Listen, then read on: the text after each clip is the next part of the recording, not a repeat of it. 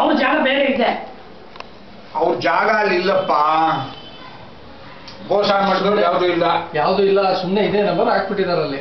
Survey number ನಂದು ಸೇರಿದ್ದು ಇಡೀ ಆ ಏರಿಯಾ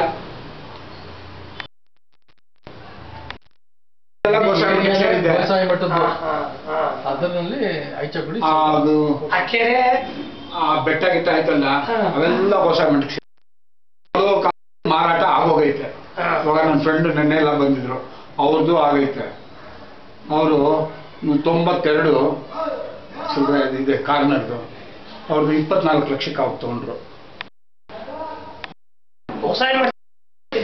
ಎಲ್ಲ ಮಾರ್ಬಿಟ್ಟಿದ್ದಾರೆ. ಅವ್ರು ಸರ್ವೆ ಡಿಪಾರ್ಟ್ಮೆಂಟ್ ಅಂದ್ರೆ ತಪ್ಪಾಗಿ ನಮಗೂ ಅವ್ರಿಗೂ ಒಂದೇ ನಂಬರ್ ಕೊಟ್ಟವ್ರೆ. ಆಮೇಲೆ ನಮ್ದು ಹಳೇದು, ನಮ್ದು ರಾಣಿ ಚೆನ್ನಮ್ಮನ ಕಾಲದ್ದು, 400-500 ವರ್ಷದ್ದು.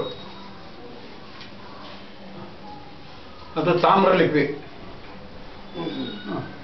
ಆ ಡಾಕ್ಯುಮೆಂಟ್ ಎಲ್ಲ ಗಂಗಾಧರ ಶಂಕರ್ ಹತ್ರ ಐತೆ. ಅವ್ರು ಹೇಳ್ತಾರೆ ಇವತ್ತು ಹಾಳೊಂದಿದ್ದಾರೆ ಗುಡಿ, ತುಪ್ಪತ್ತ ತಕೊಂಡು ಇದ್ದಾರೆ. ಇವಾಗ ಯಾರು ಡಾಕ್ಯುಮೆಂಟ್ ಇಲ್ದ್ರೆ ಏನ್ ಕುಡ್ದಾಡ್ಬೇಕವ್ರು?